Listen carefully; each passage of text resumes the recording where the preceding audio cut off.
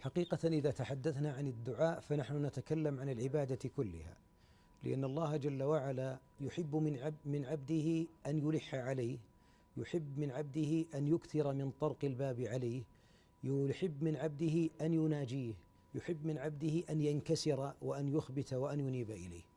الله جل وعلا يستحيي وهو رب الأرباب من عبده إذا رفع إليه يديه أن يردهما له صفرا، وهو الكريم. فلما أمر بالدعاء ما أمر ربي بالدعاء إلا لأنه يريد أن يجيب لعباده، ولذلك يعلم العبد أنه إذا رفع يديه فإنما فتح الله له من أعظم أبواب التعبد، كما كرمت في المقدمة الجميلة أن الدعاء ليس مخ العبادة، هذه رواية ضعيفة، بل هو العبادة. ولذلك عندما أمر الله بالدعاء قال إن الذين يستكبرون عن عبادتي، فجعل الدعاء هنا أمر، ثم جعل عدم الدعاء استكبار عن الطاعة. من أكبر مظاهر التذلل للعبد، العبودية ما هي؟ الذل والخضوع لله. من أكبر مظاهرها التي يحبها الله من عبده أن يراه منكسرا منيبا خائفا راجيا متذكرا للذنب الماضي مستحضرا توبته وسعة رحمة الله تفيض عبرته. ولذلك في الحديث 7 يظلهم الله في ظله، قال رجل ذكر الله خاليا ففاضت عيناه. لماذا ذكر الله خالي؟ لأن خلق الحياء في قلبه، تذكر التقصير مع سعة رحمة الله مع ستره مع أنه هو الذي أمر بالدعاء، ثم لما رفع يديه فاضت العبرة إقرار أنه منيب وأنه مذنب. ولذلك إذا حرم الإنسان الدعاء، الشيطان لماذا الآن بعض الناس وضع أمامه خنادق لا يريده أن يرفع؟ أنت نسيت، لا أنت وجهك يغفر لك، فعلت وأذنبت ثم أذنبت. والحبيب عليه الصلاة والسلام يقول إن الله يقول لو لم تذنبوا وتستغفروا لذهب الله بكم ولجاء بقوم يذنبون فيستغفرون فيغفر الله لهم. لذلك العبادة الجميلة في رمضان وفي غيرها، لكن رمضان لاحظوا في السحر دعوة، في قيام الليل دعوة، عند الفطر دعوة، وأنت لازلت صائم دعوة، بعد ختم القرآن دعوة، أن تتقلب في أبواب دعوات كلها مستجابة، ليست دعوات. ولذلك العبد في رمضان إياك أن يقنطك الشيطان ويوسوس لك.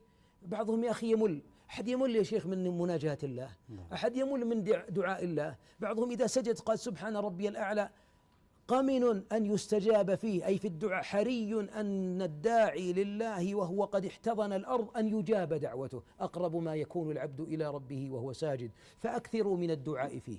إذن مراحل الحياة كلها أبو عبد الله والإخوة المشاهدين والمشاهدات، مراحل الحياة كلها إذا فتح الله لك باب الدعاء اعلم، والمسألة اعلم أنه قد فتح لك القبول حتى ولو لم يجب دعاؤك في عاجل الأيام. من أعظم مظاهر التوحيد إخلاص الدعاء لله. إذا سألت فاسأل الله، وإذا دعوت فادعو الله. ولذلك العبد الذي يفتح له باب الدعاء، لاحظ في رمضان عندما ذكر الله آيات الصيام واحدة اقرأ ثم لما ختمها قال وإذا سألك عبادي عني فإني قريب أجيب دعوة الداعي إذا دعان. ليش يا شيخ ما مثلا ما فقل لهم إني قريب؟ من قربه بعبده، كأنك إذا تحقق منك الدعاء تحققت الإجابة، ما يحتاج تعقيب بفاء ولا ترتيب ولا تراخي، إنما هي مباشرة فور الدعاء أنت تحقق العبادة، فور أن تكون عبدا لله، فهو جل وعلا قريب مجيب. بل أنه يحب من عبده أن يلح عليه. ما أحد يحب الإلحاح، حتى الوالد مع ابنه. الأم الآن في المطبخ، الأم لو أن ابنها أبي أريد أعطيني هذا، يمكن تعطيه كفه ويطلع، مع ألح 2 3 خلاص، بعدين وسط صراخات وصيحات ويقلق. الزوجة يقول الزوج أحبك، لكن إذا قالت أريد قالوا بعدين. كل إنسان في الإلحاح لا يفرح، حتى المسؤول ربما يتضجر. نعم، الأول يقول مشيناها لك، والثاني عديناها لك، الأخرى يوصد الباب، أعطيناك وجه أكثر من لازم، هذا لا يدخل. صحيح. لو تكثر الاتصال على واحد حطك محظور في القائمة السوداء، القائمة في بلاك ليست على ما قال. لما؟ لأن البشر مساكين، لأن العبيد يملون، لأن العبيد إذا أعطوك ابن هذا العبد المسكين حتى ولو ادعى الكرم ولو ادعى الجود ولو ادعى الأخلاق الحسنة في النهاية له حد لأنه ضعيف. جميل السؤال هذا، يحتاج حلقة. التهيئة ما هي؟ يعني الإنسان الذي يريد أن يدخل على ربه جل وعلا كيف يدخل؟ كيف أطرق الباب؟ ولذلك بعض أهل العلم في صلاتنا ألسنا ندعو بعد التكبير سبحانك اللهم وبحمدك يسمونه دعاء الاستطراق. دعاء الاستطراق يعني كأنك تطرق على ربي افتح لي سبحانك اللهم وبحمدك، أو اللهم باعد بيني وبين خطاياي. أي دعاء من الأدعية المأثورة، وهي بعضهم أهل العلم أوصلها إلى 8 وبعضنا ما يحفظ إلا استطراق واحد. عموما الاستطراق هذا هو معناه كأنك تريد أن تفتح الباب أو أن يفتح لك الباب. كيف يأتي العبد لربه؟ الآن أنا لو أريد منك لله المثل الأعلى، أريد منك قرضة، أجي أقول عبد الرزاق طلع 5000، تقول عسى ما شر، اصبر وش فيك؟ وممكن ما أعطيك لا أكيد ما أنت معطيني، لأن الأسلوب خاطئ شيخ. لكني لو أتيت الله يكرمك بالجنة ويغنيك ويزيدك، وكما أعطاك أن يوفقك ويرحم والديك، وأبدأ ما شاء الله أفرش لك، ثم أقول قدر الله وأصابتني كربة وكذا والمسلم ينفس كربة ثم في النهاية تقول والله لو لم يستطرق بهذا الاستطراق ما فتح قلبي. لله المثل الأعلى. تأملوا في سورة الفاتحة. سورة الفاتحة تعلمنا الدعاء، لأن سورة الفاتحة تسمى سورة الصلاة، وتسمى الدعاء، وتسمى النور، وتسمى السبع المثاني. كيف يبدأ العبد بسؤال الله الهداية للطريق المستقيم؟ يحمد، يثني، يمجد، يفوض، ثم بعد ذلك يسأل. ولذلك العبد إذا أراد أن يتأدب ويبدأ بالدعاء عليه أن يثني على الله، يحمد الله، الحمد لله رب العالمين الرحمن الرحيم مالك يوم الدين إياك نعبد وإياك نستعين. شوف المعاهدة، إياك نعبد وإياك نستعين، ثم تأتي الدعاء خامسا اهدنا الصراط المستقيم.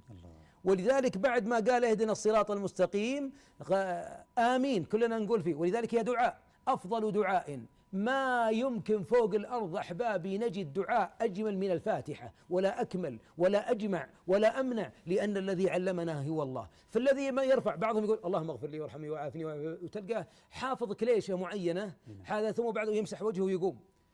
إن الله لا يقبل دعاء من قلب لاهٍ. حديث صحيح. القلب اللاهي، أو اللي حافظ لك ليشات معينة، أو الذي يدعو وقلبه غافل، أو الذي يدعو وهو يأكل ولا يناظر. وهذا أي دعاء لا بد أن يتهيأ الإنسان أولا بالمكان.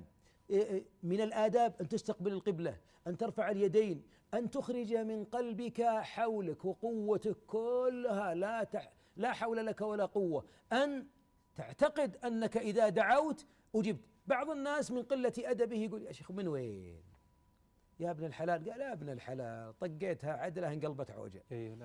وين اطلع؟ وين السجن نخرج منه؟ وين الدين؟ وين المرض يشفى؟ وين تتزوج فلانه؟ وين يتوظف فلان؟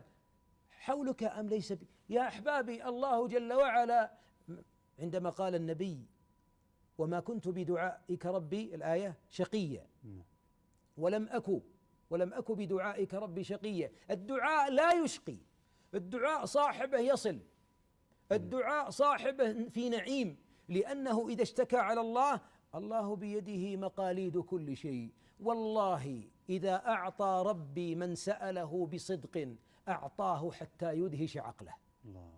عطايا ربي تدهش العقول، تجعل الإنسان يسجد لله لأنه يرى أن يا أخي كل الظروف ضدي، وكل الأبواب مغلقة، وكل الحلول منتهية، ليس هناك حل.